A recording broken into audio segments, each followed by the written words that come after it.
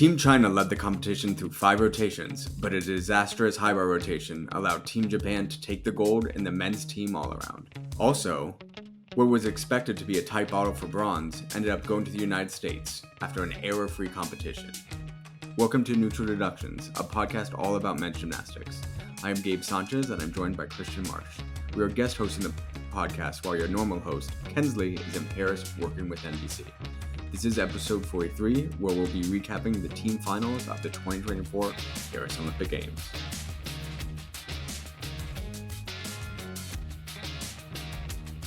This is the Neutral Deductions Podcast, men's gymnastic news, coverage, and analysis. Hosted by Kensley Beal.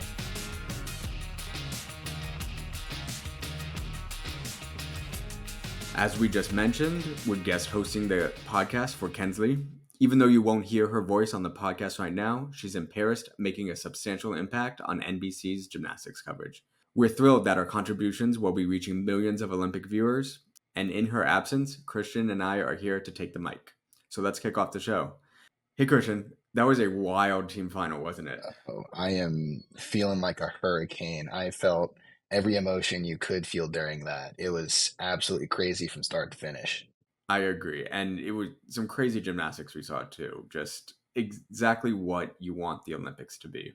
Diving into the results, we have Japan in first with a 259.594, followed closely by China with a 259.062. So we did the math. Those two teams are separated by just 0.532, so just about half a point. So the gold medal really did come down to a razor-thin margin. In third place, we had the United States of America with a 257.793. They were a 0.269 behind China, but they were also 2.266 ahead of Great Britain. So they ended up kind of comfortably being in this third place spot.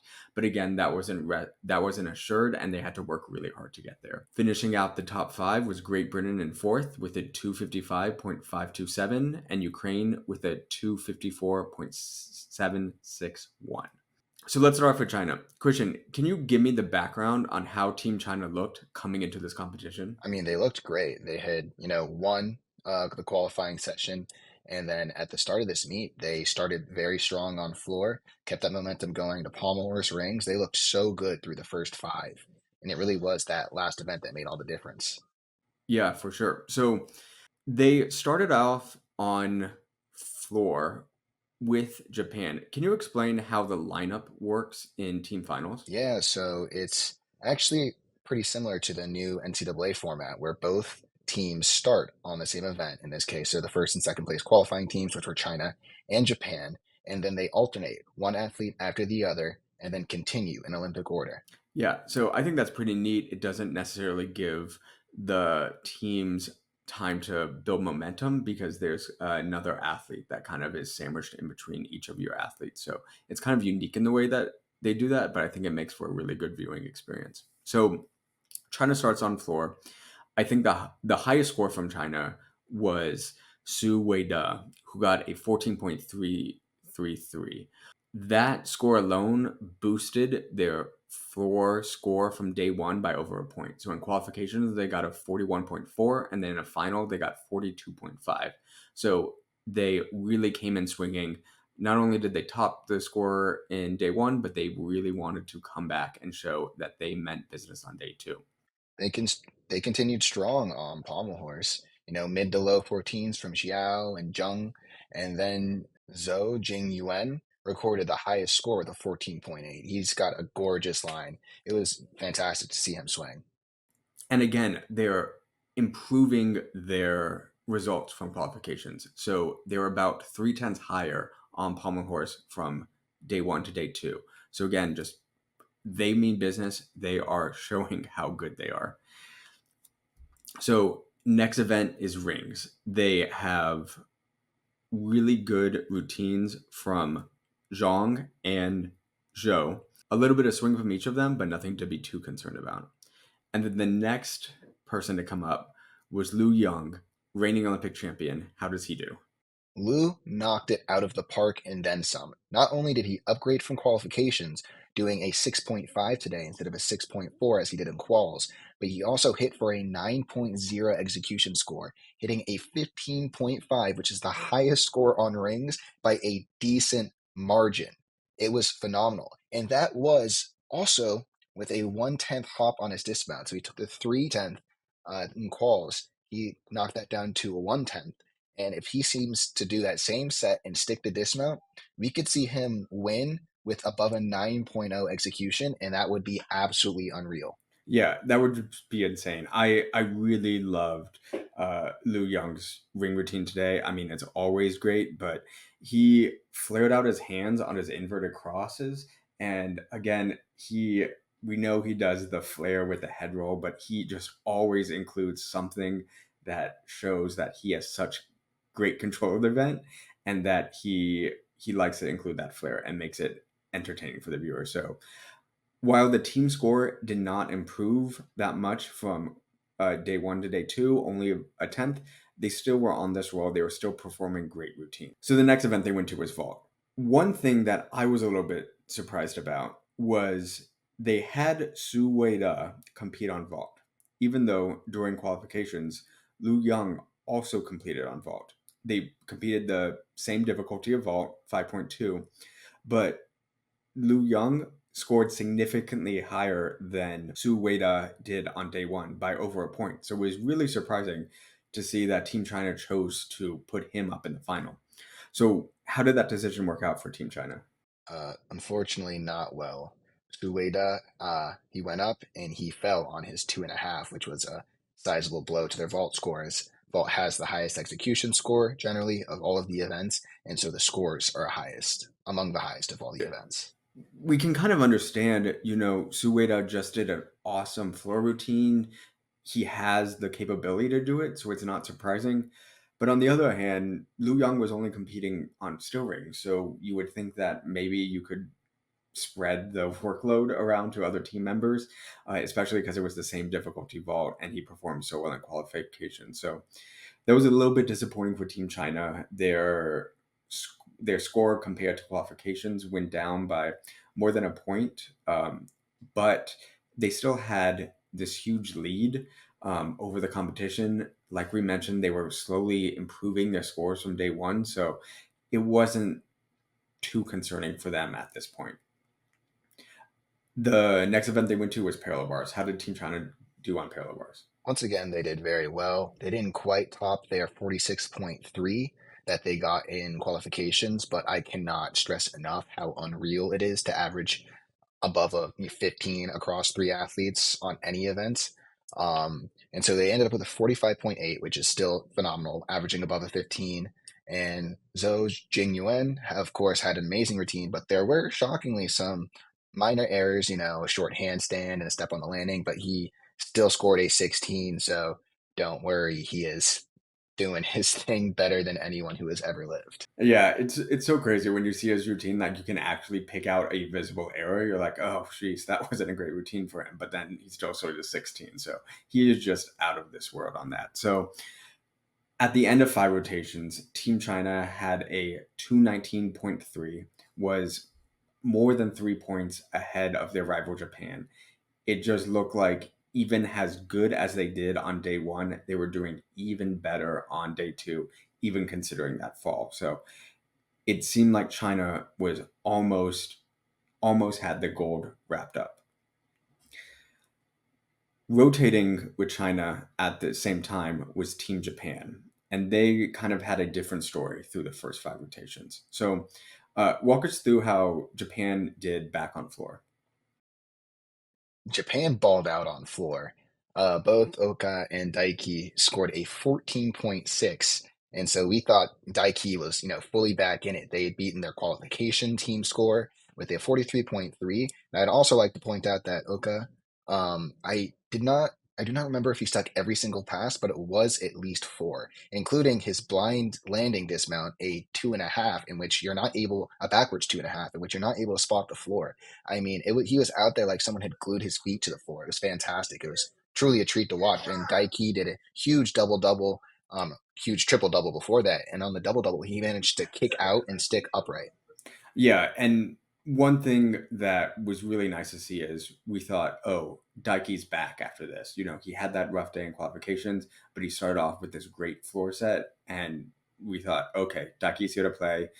Day one was just an off day, and it's back to the old Daiki. So they got a great score on floor. They were leading China into the second rotation, which was pommel horse. So they're leading China, and you have good routines from Team Japan, but unfortunately, Hashimoto Daiki goes up and he falls on his pommel set.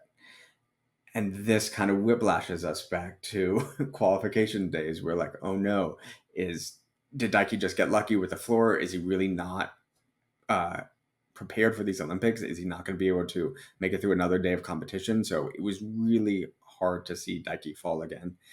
Yeah, and so it was Daiki's fall was a little strange in that if you look closely, he actually stepped on his own hand with his other hand. And not only does that hurt just a little bit, as you know, you put your whole body weight on top of two fingers and then try to lift that hand, and physics says no. But it's a very common error for people to make. It wasn't, he was off or anything like that. It's just typically when athletes are doing single handle work, because he fell on a series of single handle loops or circles and turns, we grip the curved edges of the handle because that's where the most room, it's where it's most comfortable to grab. And as he went for that, his second hand just happened to be too close, and he came off the horse. And then even after that, he remounted, he continued the single pommel sequence very well, but then he kicked the horse on his flare sequence afterwards. And so that fall and that kick really add up and show you where the loss in team score comes from. In qualifications, they had a 44, but in today's final they only got a 42.3. So really kind of had to eat those bad scores. So, but they were able to move on to still rings, and lucky for them, it's pretty hard to fall on still rings. So how did the team do on rings? Yeah, and rings was almost a mirror from qualifications. Both Kaya, Oka, and Tanigawa all hit. Oka does a great Yamawaki to cross. It's a very tough skill to compete, especially at elite competitions, because the harder strength element you do, the harder the judges try to take it from you if it's not perfect. And you get this high entry deduction that's very common because it's a Yamawaki style entry. And in that skill, you typically go to support, and as you go to support, your shoulders lift above ring level. But when you're doing a strength element, your shoulders lifting above the final resting position of the strength element is actually a deduction. So that's a very tough skill. He did it well, and it's just so much fun to watch. The flip into immediate stillness is so cool. Yeah, I was going to add on to that it's combining a swing element to a strength element. And of course, when you swing, you have momentum. And one thing that Oka is able to do is keep the ring still throughout that. And again, if you have swing, you get deductions. And his cross was perfectly scaled. So it was really impressive. Yeah, so in qualifications, they scored a 42.5, and in the finals, they scored a 42.6. So only 1/10 ahead, but it was the second best ring team in qualifications and the third best in the final by only a tenth. Uh, Although that, just remember, China scored a 45.3. So that is a sizable gap, but not super surprising because China is the strongest ring squad in the world. If there were no two per country, China could probably go pretty close to like 1 through 4 or 5 on rings. Yeah, it's ridiculous. Even when a team does, better than they did, they still can't get anywhere close to Team China. So moving on to vault, they had a chance to kind of narrow that gap between China because remember, Sueda had a fall. So Hashimoto, he hits vault with a stuck cause double, a triple full, scores a 14.9. So really, really good. Uh, next, you have Takaki who hit with a 14.7.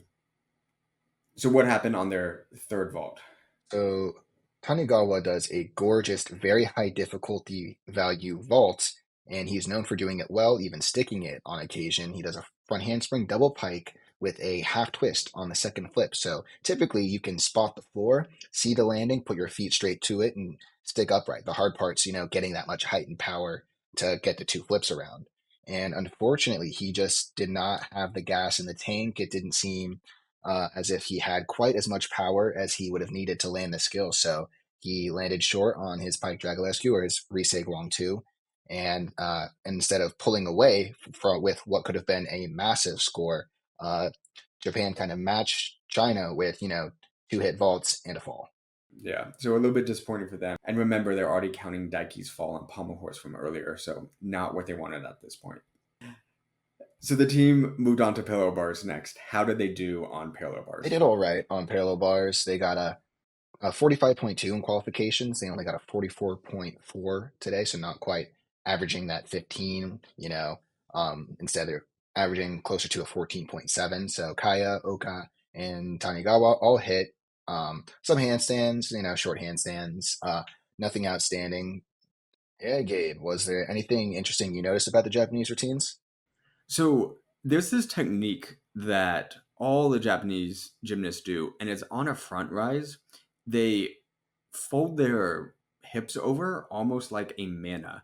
And Oka has the most extreme version of this, and it's really wild to see. It shows that he has really good shoulder flexibility and really good kind of hamstring flexibility at the same time. And that allows them to get a ton of power from the front swing. But I am interested to see if this will be allowed in future codes of points because it is so extreme. And at points, it feels like they're almost resting in that position and not swinging. So it kind of breaks the swing element. So I wonder if that hip, if folding over on the hip will be allowed in the future. So just something to look out for. And it's interesting. I did that dismount in college. I did a double front, and I can do a double front half. I stuck to the double front because I could stick it just as often, so I didn't need to make the effort to do the half. But I did a continuous swing. I personally don't have the flexibility for a mana. I have had teammates who did, and what's interesting, especially, is that you need to keep your armpits, your shoulders in front of your hands on the parallel bars as you do this front uprise so that you can swing backwards and just launch yourself off of the rails into your dismount. And it is extremely difficult to maintain that shoulder position with your hands behind your shoulders if you collapse all the way into a mana. Sometimes the athletes even have to lean backwards once they get there. So their shoulders are now behind their hands instead of being in front and then swing all the way out. So technically, it could make it more difficult, but it seems to work for them very well. Looks almost like a slingshot. So it's very interesting. It's not as common, especially over here, but it seems to work for them. Yeah, it seems to work for them. I going deep into this tangent. I know that a few years ago, Japan got really good at connecting skills on floor with a tucked version of a twisting front skill instead of a laid out version until the FIG downgraded all tuck twisting elements because before a laid out and a tuck, no matter how much you twist, was worth the same. And because Japan found this technique and way of twisting, they were able to kind of exploit the code in that way. So I wonder if this will happen in the future. Anyways, getting back on track, Japan just finished up the fifth rotation, finished up on parallel bars. They have counted 2 falls so far, Daiki on pommel horse and Tanagawa on vault. So China only counted 1. But even considering these falls, compared to qualifications, they were really just repeating their performances or matching their performances while China was exceeding. China was getting higher scores than they did on day 1, and they also seemed cleaner. So in the last rotation, China had a 219.3 versus Japan's 216.029. So that's a 3.3 difference. So going into the last rotation, it was China with a commanding lead. So going to high bar, it was going to be Japan, China, Japan, China, Japan, China. And Takaki is the very first Japanese gymnast to go, and he hits a solid set for a 14.5. First on China is Xiao Wuteng.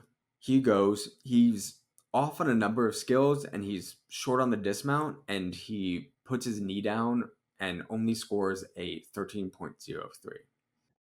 And then Japan goes. Another solid hit for 14.4. Yeah, so again, just a typical routine matching what they were doing in qualification.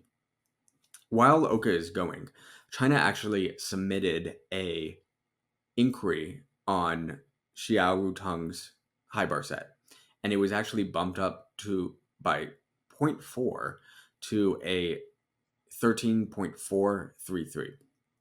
So even though China had this really big lead, they weren't taking anything for a chance, and they wanted to make sure every tenth that they had counted. So after that comes Su Weida of China.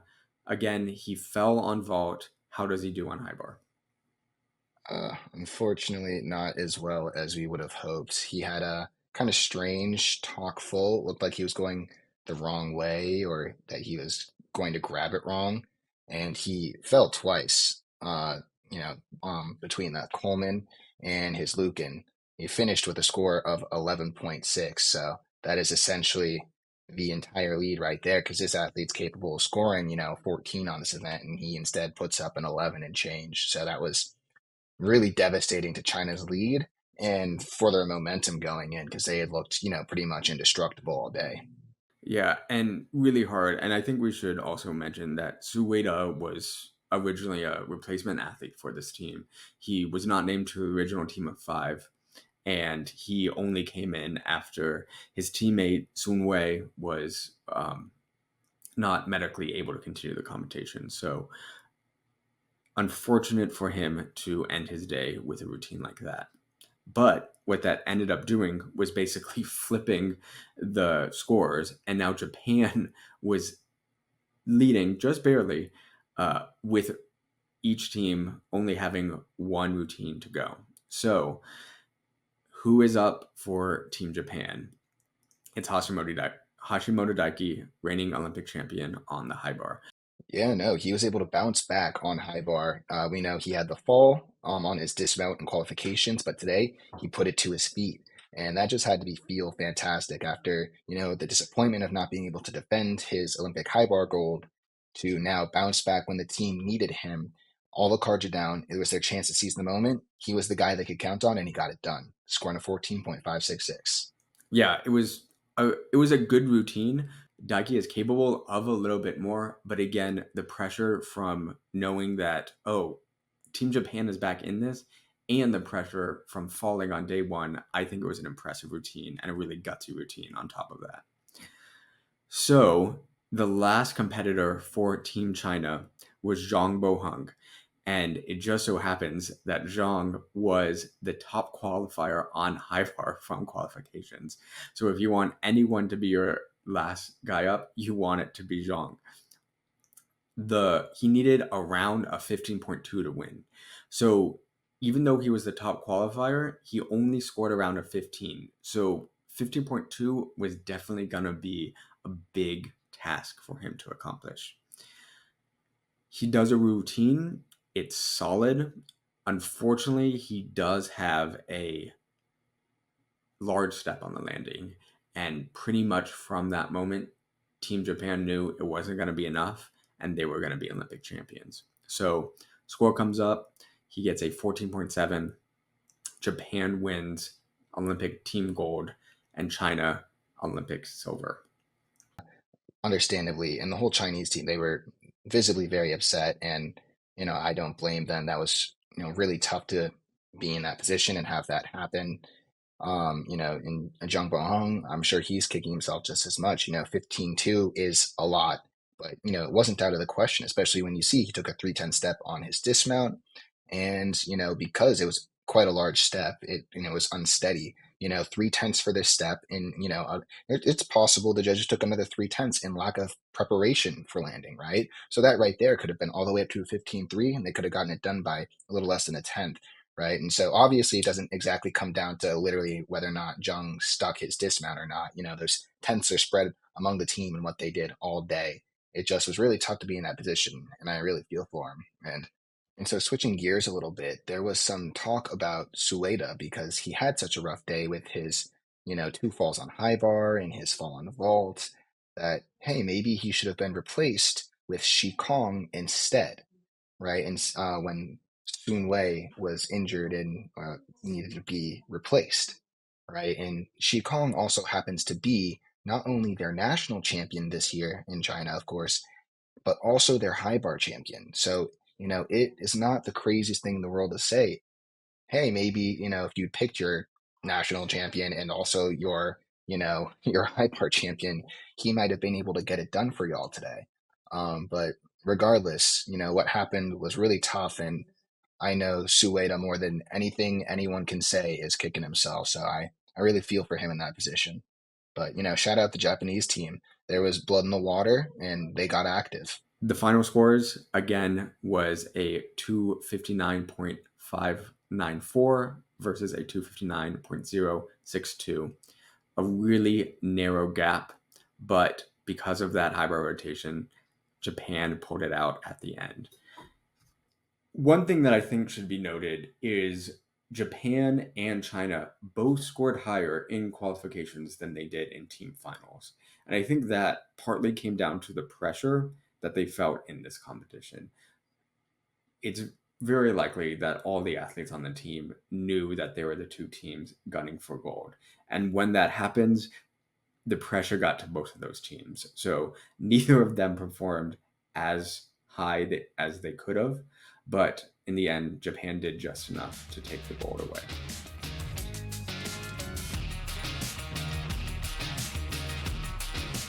Neutral Deductions recently launched this year and is entirely funded by listener contributions. If you'd like to support the show and help promote men's gymnastics, kindly consider making a donation through the PayPal link provided in the show notes.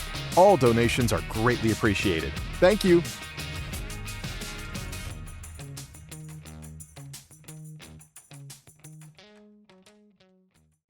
So moving on to the bronze medal match, the competition was down to 3 teams: Great Britain, Ukraine, and the United States. Those 3 teams were ranked in that order. So Great Britain was ranked 3rd going in, Ukraine 4th, and United States in 5th for this final. And Great Britain started off on pommel. And how do they start off on pommel? Do they have any really good gymnasts that could go on pommel horse? Yeah, and a couple. Not only can their all-arounders get it done, both, scraping 14s, but Max Whitlock had the nerve to hop up there, upgrade his set, and score a 15.266, which is now the highest pommel horse score on for all of Paris thus far. Yeah, so the pommel horse final is going to be exciting. So again, Whitlock competes multiple events for Team Great Britain, but again, that is one of his ways he got on this team, and he delivered in this team final. So the Great British team went to rings, and they're not the strongest on rings, but again, they matched their day one performance, and then they moved to vault. And just like on floor, they have a really good group of vaulters. How do they do on vault? Unfortunately, uncharacteristically, because this group is so strong on vault, they did not do as well as they would have hoped. This is somewhere where they are significantly stronger than the US and would really have hoped to pull away. But unfortunately, Luke Whitehouse fell on his Dragolescu. He just undercooked it just a tad. Dragolescu being that double fronting vault with a half out on the second twist. And then, that's tough to rebuild momentum because we're still pretty early in the meet, the first half. And so Jake Jarman goes next with his Yanakura, backwards front entry vault, backwards flip, 3.5 twist, only one doing it. It's phenomenal. It's he takes a hop, of course, but it's a 16.0 start value, so he can absolutely tank that. And and then Harry Hepworth went. He did a clean vault as well. So his teammates worked well there. That's what being on a team is for. You relying on each other when the going gets tough. But that was devastating. Yeah, so they were a little disappointed that they have to eat that score, but they were able to move on to parallel bars. And on parallel bars, they pretty much matched their performances on day one. I think Joe Frazier would have been a little bit disappointed. Again, he missed out on that parallel bars final, which he was a favorite for, and he only scored in the mid 14. So not a train wreck by any means, but just slightly below expectations. So How do they do on high bar? Their high bar was average, but Great Britain is pretty average on high bar. It's not their strongest event. In fact, this is where the US is like the strongest over them. So, just getting through it for them was the accomplishment there. That's what they needed to do. And they did, in fact, get it done. And I think what was a little bit interesting watching the competition move along is at this point, the British team wasn't really high up in the rankings, but again, that was more due to the fact that they were ending on their strongest event, which was floor exercise. So they were a few points behind, but couldn't really count them out because they can score really, really big on floor.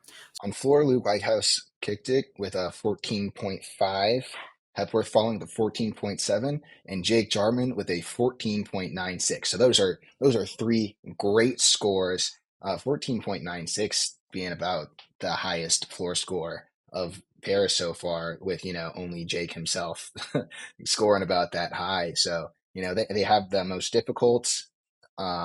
difficulty of any floor squad in the world right now, and they really showed it and showed out. I mean, They did a good competition, but their score was slightly lower from day one. Great Britain really didn't pull their punches, all things considered. I mentioned Max Whitlock had upgraded on pommel horse. Jake, who can do a 5.6 on vault, which is arguably safer than his 6.0 difficulty Yanakura, did the Yanakura anyways for that bump. You know, uh, you still see the huge skills from Joe, right? Doing a Tanaka on parallel bars, which is a double flip from under the rails with a half twist to upper arm. No one does that skill. It's extremely difficult, and he kept it in his set. Continuing to high bar, he did the talk half to Coleman connection, so difficult, caught it super low and gianted out just fine. So they really were swinging for the fences all day, and floor was just a perfect example of that. So on qualifications, they scored a 256.5, but on finals, they scored a 255.5. So they definitely left the door open for one of their rivals to come in and take it away from them. Again, if the scores repeated from qualifications day two, that still would have been enough for bronze, but Ukraine and United States still had something to say. So Ukraine was another one of those teams who definitely had their eyes on the bronze medal. And they have a few really strong events and a few events where they just need to get through. But one of the events that they're really strong on is vault. Walk us through their vaulting rotation. Yeah, so Chaperny does a very clean triple twisting vault. It was actually so nice. I had to watch it back when they did the slow mo because it looked like two twists. So clean, so tight. Is very well done. And continued on with their two Dragolescu's as well from Oleg Vernayev and Igor. Yeah, so great on vault. They also had a pretty solid bars rotation. So they parallel bars, Koftun again in the final, gearing for medal there. He had a really good parallel bar sec, stuck the landing, really, really little movement on his handstands. He only did a 6.7 D score today, but again, he can go higher than that. So look out for that routine in the all around finals and the event finals. So uh, And if I do recall, he scored a 15.4. yeah, so he's That is yeah, he's huge. there to play. He's there to play. So on the next event, high bar, you also had some pretty good sets from Koftun and Rodemir.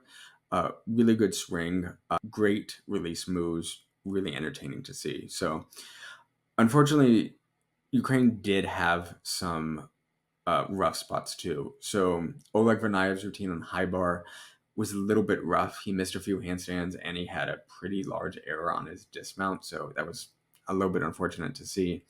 And then Chaperny also struggled on floor and wasn't able to make a few of his landings. So unfortunate for that. So on the good side was they did end up with a higher team score than they did in preliminaries.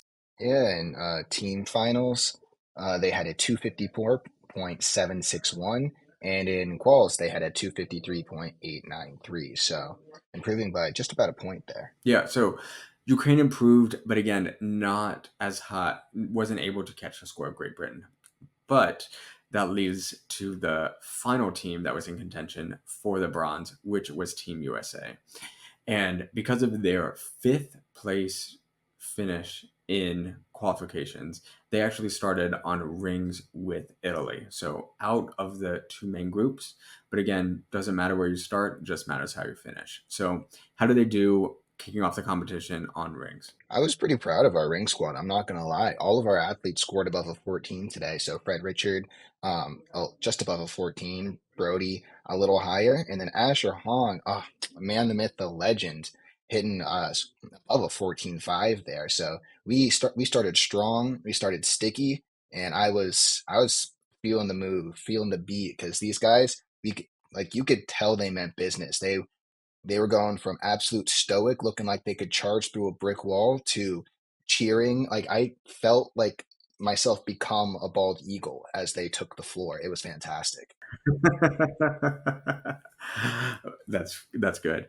And again, rings is one of those events where it's kind of hard to fall off, and I think that was really good for this team because they were able to open the competition with three good routines, and I think that really set them up for the next rotation. So this was a little bit controversial that the United States brought a vaulting lineup with a lower difficulty compared to a lot of the other teams. So it was really important that they hit their vaults.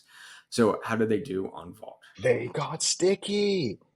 You know, some wisdom that has been passed down to me is that sticky feet win meets. And so we start with Paul Judah, and he does a vault that should be hung in the Louvre. Like he shouldn't be allowed to leave Paris. It was gorgeous. Just, I mean, he has the best pre-flight, flight, and landing that anyone can possibly do on that vault.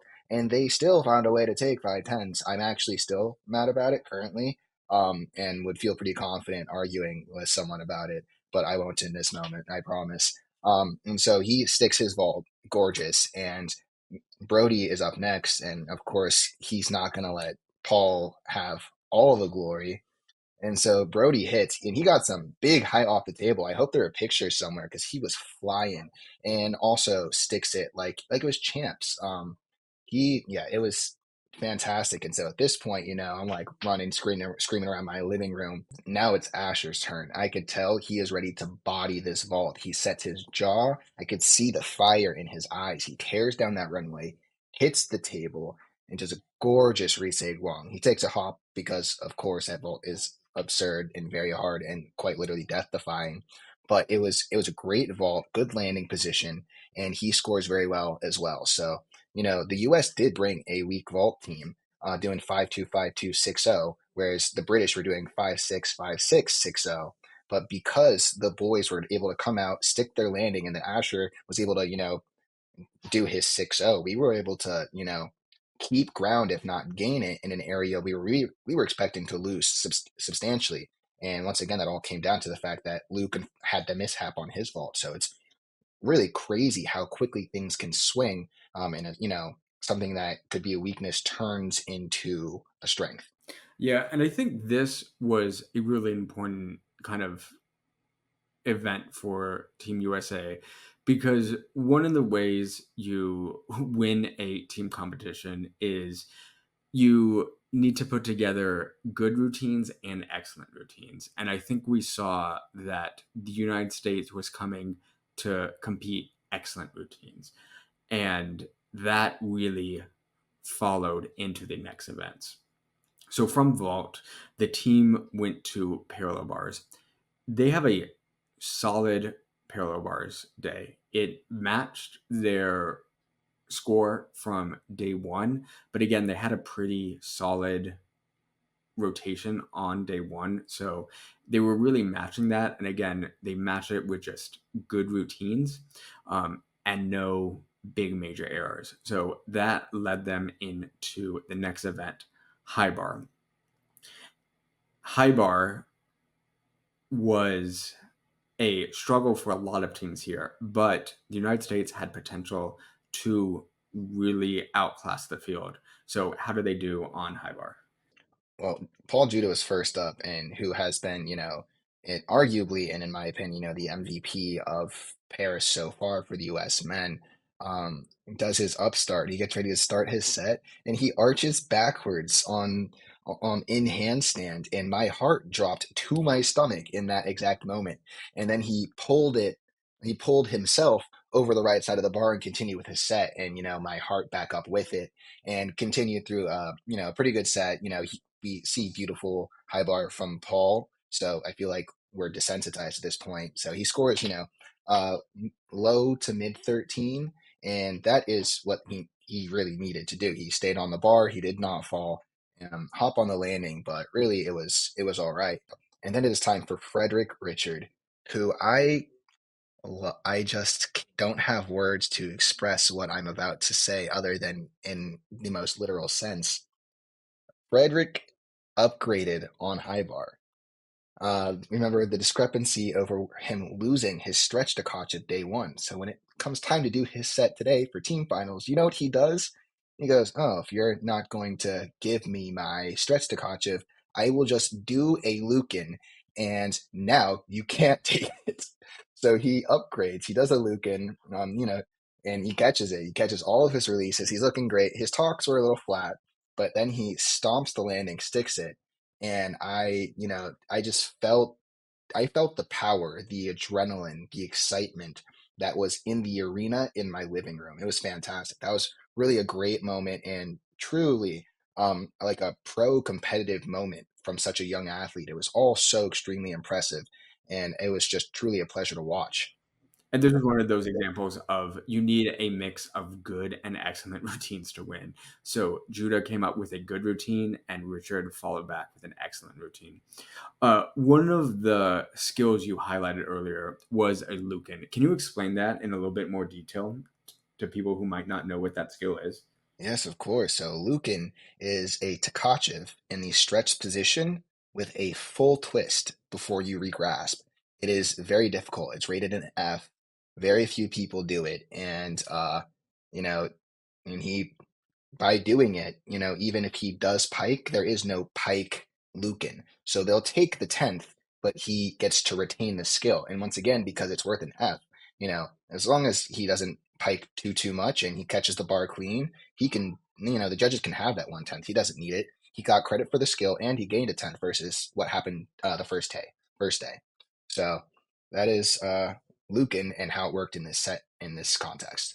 Yeah, so very difficult, but kind of strategic in the way you did it. And remember from earlier, one of the skills that gave Sueda so much trouble on his high bar routine that, ended up costing, that was one of the reasons that costed China the gold was on the Lucan. So not an assured skill at all.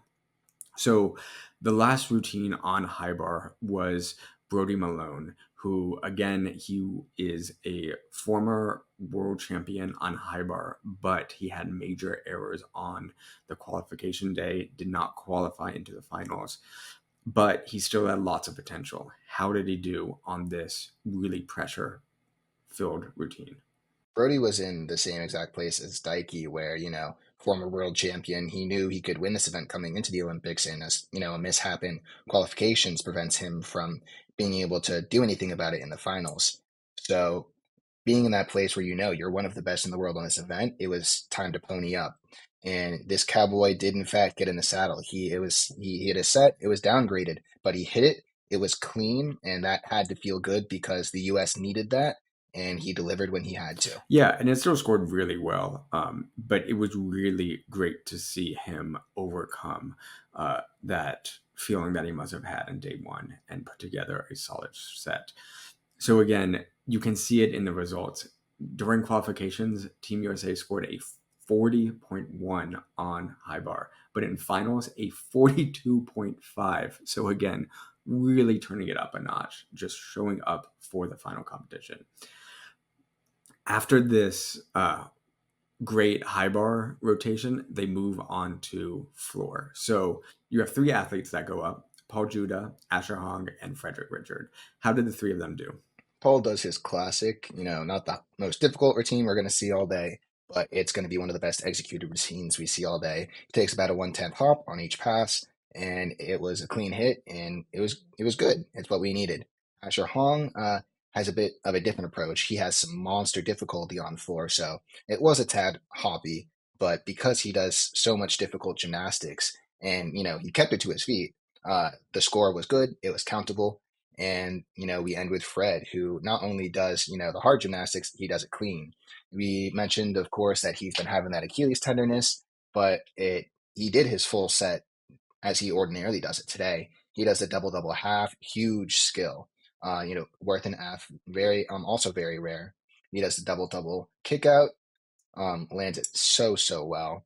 Full connections, the air flares that we all love so much, such a crowd pleaser. And then, of course, being the man that he is, he sticks his dismount. It was a great set. It was a good floor rotation, and they improved from qualifications. Quals being a 41.9 and finals being a 42.8, so almost a point there. So again, Team USA is improving after substantially on each of their qualification performances. So on pommel horse, they're in a really, really good position to take this bronze medal. But of course, it's pommel horse and you have to stay on. During the whole Olympic trials process, you saw a lot of gymnasts who were really strong contenders for Team USA here in Paris falter. And because so many athletes falter, they really wanted to bring a pommel horse squad who could consistently hit under pressure. So the very first gymnast to go up was Paul Judah. He has a routine filled with lots of flare work, filled with a busanari. And he, again, what he's been doing this entire competition, he hit his routine for a really solid 13.9. Next, Brody Malone, kind of on a redemption tour from day one. He's not going to participate in any other finals. Team finals will be his last competition here in Paris. But again, he shows up for Team USA, gets a 13.7. And the only other athlete to go is former pommel horse world champion Steven Nedorosik. How does he do? Oh my gosh. I'm going to start by saying when I saw that we were ending on pommel horse and Steven was going to have to wait the whole day, I was like, oh, this is the bad place. This is like worst case scenario. This is going to be not that it was going to be inherently bad, but in terms of, tough situations to be in, having a horse specialist who is going to go last routine at a 3-hour meet was not where you wanted to be. And especially because Steven, great athlete. Once again, I'm not going to say anything to disparage him, but he has had an unfortunately notoriously low hit rate in team finals. And so lots of people were just so skeptical as to whether or not this was a good move, if him being on the team was right, and so on and so forth. All of this chatter, all of this noise. But when, the lights were on, the pressure was up, and Steven did exactly what he was supposed to do. He had a gorgeous set. He almost had a slight misstep on his scissor, the very first skill, very common, but he didn't actually break. It's like not really visible. And then he did have a slight visible break on one of his Russian traveling skills. But other than that, set was practically flawless. And he hits a beautiful, wonderful 14.86. And in that moment, I was ecstatic. I mean, I'd been yeah, and so I'm checking the buffer between the United States and Great Britain because that is essentially who is in it going into this last rotation. It is USA pommel horse versus Ukraine floor. Once again, not a great place to be because floor is generally a higher scoring event. We had the US had 1.798 in buffer, and so I was watching that grow and shrink as the routines are going by. And, once I saw the 14.86 pop up for Steven, I knew that was it. There was no one who was going to catch the US. That was, of course, as in for the bronze medal between Great Britain and Ukraine. China and Japan were going to settle out how they did, but it was truly a great moment. All of the boys were, hugging and screaming and celebrating. It was truly heartwarming to watch, and just a fantastic moment all around. And I think one thing that we really did not know how Stephen was going to perform was because he was not on the competition floor for half of the competition. He had to go to the back gym to start warming up his pommel set because, again, he was sitting around the entire time. So the other guys on the team were feeding off each other, building off the momentum from each solid hit routine. And Steven wasn't there to witness it. He was in the back warming up. So he was kind of coming in cold, didn't have this feeling that the other guys did. And even with that, he showed up and performed just like the rest of them. So congrats to him. It'll be great to see him in the pommel horse final. And shout out whoever at NBC thought of the Steven pommel horse timer. That was both hilarious and very useful and fantastic. There is a timer running on the NBC feed of how long until Steven, had to do his set. And, it was hours at one point. They just show him, sitting, cheering, or, they just put it on the screen.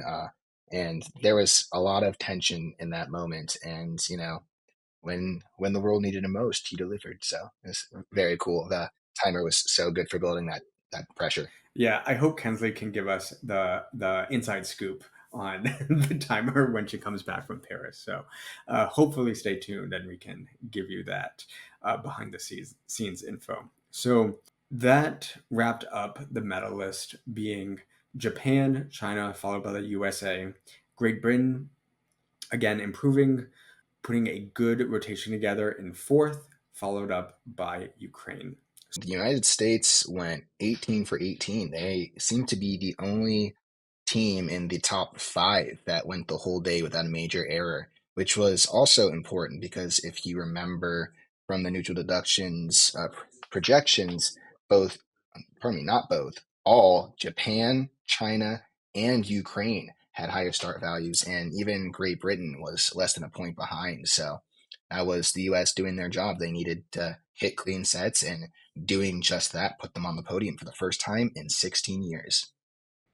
Yeah, I think that's also really important to note how lots of teams had mistakes, and you kind of assume teams are going to have mistakes, and that's kind of why there was a emphasis on having a difficulty score that could also compete, because you can't, assume that a team's going to hit 100% in team finals. But it just so happened that Team USA did hit 100% in team finals, and that is a very, very impressive accomplishment. The other teams that were competing today were Italy, Switzerland, and Canada. Each of them did have some good moments, but for each of those teams, they did score lower in the finals than they did in qualifications.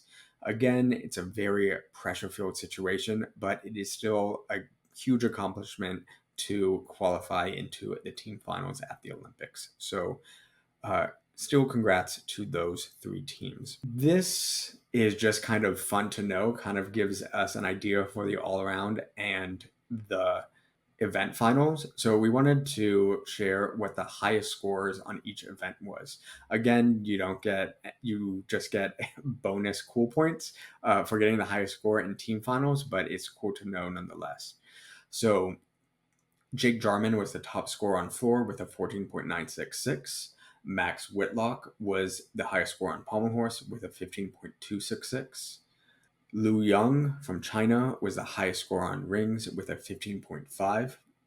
Jake Jarman was again the highest scorer on vault with a 15.266. Zhou Jingyuan from China obviously was a top scorer on parallel bars with a 16.0. And then the USA's Frederick Richard was a high scorer on high bar with a 14.866.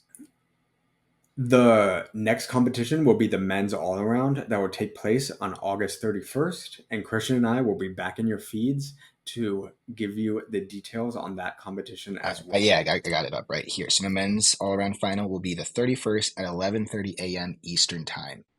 Perfect. So tune in or call off from work then. If you would, please rate and review us on Apple Podcast or wherever you get your podcast. It helps others find neutral deductions and learn more about men's gymnastics. If you would like to help bring more live men's gymnastics coverage, please consider donating. A massive thank you to all of those who have donated so far this season. We are entirely listener supported, and even $10 makes a big difference. There is a PayPal link in every show note and at the bottom of every article on neutraldeductions.com. You can donate via PayPal or Stripe. If you have any questions, comments, or insider tips, you can email us at nutrideductions@gmail.com. That's all for today, but we'll be back in your feeds after the men's all-around competition. We'll see you next time.